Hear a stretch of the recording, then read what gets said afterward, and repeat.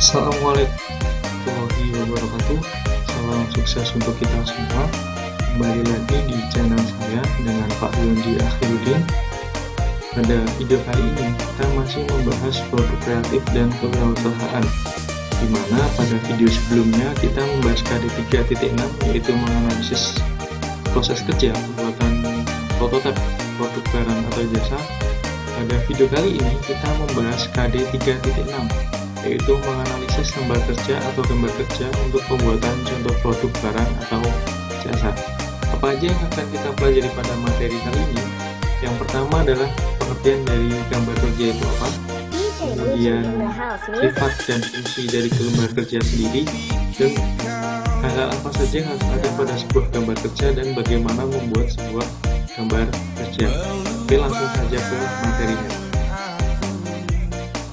Ada yang mengatakan bahwa gambar merupakan bahasa teknik.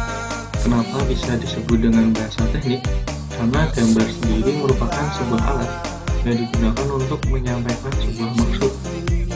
Nah, dalam hal ini adalah gambar kerja digunakan untuk menyampaikan ide, gagasan, dan informasi mengenai sebuah produk atau prototipe yang dibuat oleh seorang drafter atau desainer. Jadi drafter di sini merupakan juru gambar atau pembuat gambar dalam sebuah perusahaan. Gambar yang dibuat oleh drafter desainer ini digunakan sebagai acuan untuk membuat sebuah produk oleh seorang pembuat produk. Nah, dalam hal ini siapa saja? Ada mulai dari perancang proses, dan ada pembuat alatnya, perakit alat, dan mekanik, dan quality control atau penjamin mutunya. Jadi gambar kerja di sini dipakai sebagai acuan ketika membuat sebuah produk. Nah, yang jadi pertanyaan adalah bagaimana gambar di sini dapat memberikan pemahaman yang sama kepada pihak-pihak yang terlibat, karena tidak hanya melibatkan seorang drafter saja, ada pihak-pihak lain yang terlibat gitu. Seorang drafter membuat gambar dan harus dipahami oleh semua orang yang terlibat di dalamnya. Nah, di sini lah yang namanya standar. Jadi standar ini adalah suatu keseragaman yang telah disepakati bersama dengan tujuan untuk menghindari salah pengertian di dalam komunikasi teknik. Nah, dalam gambar teknik mesin atau dalam gambar kerja mesin itu nanti ada beberapa hal yang dibahas dalam standar ini. Jadi mulai dari pandangannya seperti apa, kemudian garisnya seperti apa, dan ada lagi pemberian ukuran, simbol-simbol yang penting, dan keterangan-keterangan lainnya. Jadi dengan adanya standar ini yang diakui secara bersama akan memberikan sepemahaman terhadap orang-orang di dalam yang dalam hal ini orang-orang teknik. Jadi dapat disimpulkan adalah bahwa gambar kerja merupakan gambar atau bahasa teknik yang digunakan sebagai acuan dalam membuat sebuah produk di lapangan dengan menggunakan standar dan dipahami oleh semua pihak yang terlibat. Dan nanti kita akan bahas standarnya itu seperti apa, standar apa yang digunakan, kemudian gambar kerja itu apa saja yang harus ada di dalamnya. Fungsi gambar teknik yang pertama ada penyampaian informasi yang sudah kita bahas tadi, di mana gambar teknik merupakan alat yang digunakan untuk menyampaikan suatu maksud. Nah, seorang drafter atau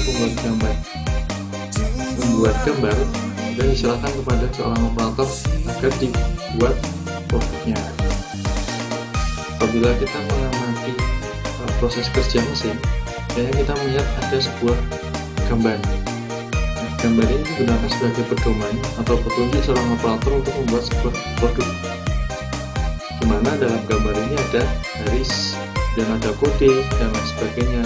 Nah, inilah merupakan informasi mengenai produk tersebut, sehingga produk yang dibuat sesuai dengan yang diharapkan. Dan yang kedua adalah pengawetan dan penyimpanan. Nah, di sini maksudnya adalah diketahui bahwa gambar merupakan data teknis yang tepat.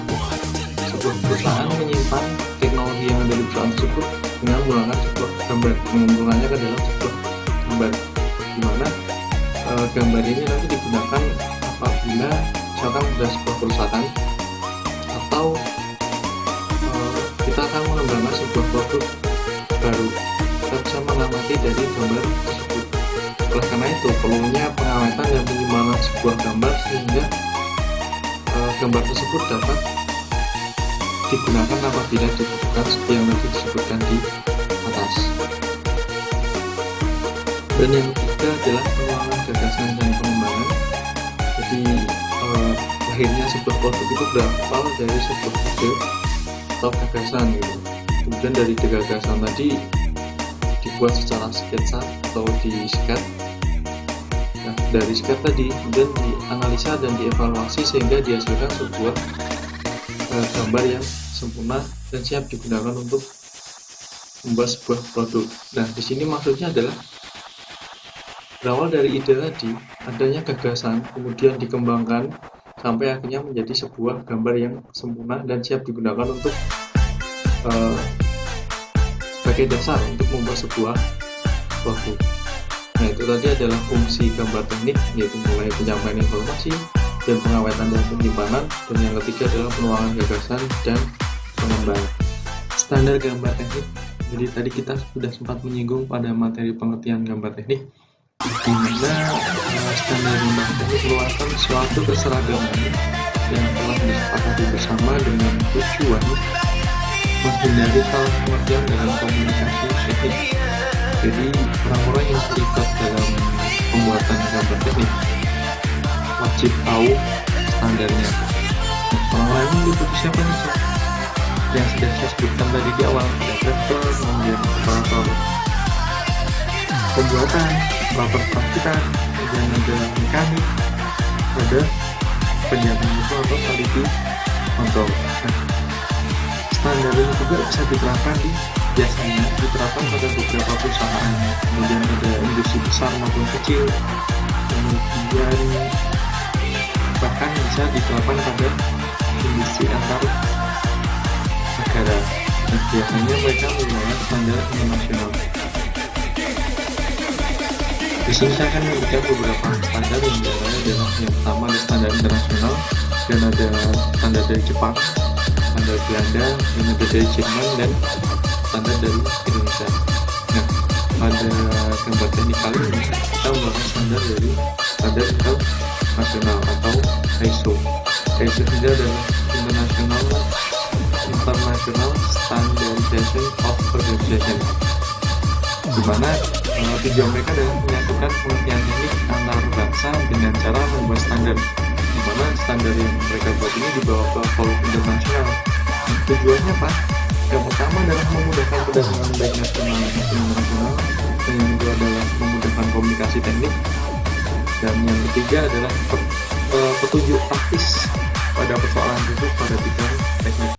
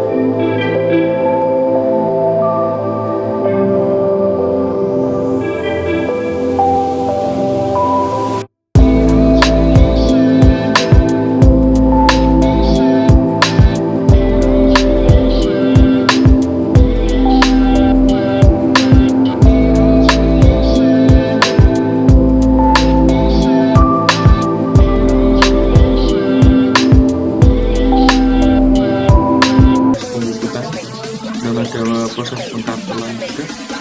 Dan yang E adalah keterangan yang perlu, kayak misalkan jumlah bukti, penguat, lipatan. Dan yang F adalah etiket, dimana isi dari etiket mulai dari nama produknya apa, dibuat di mana, yang buat siapa, tanggal berapa, dan skala satuan dan lain sebagainya. Beberapa hal yang harus ada pada sebuah gambar.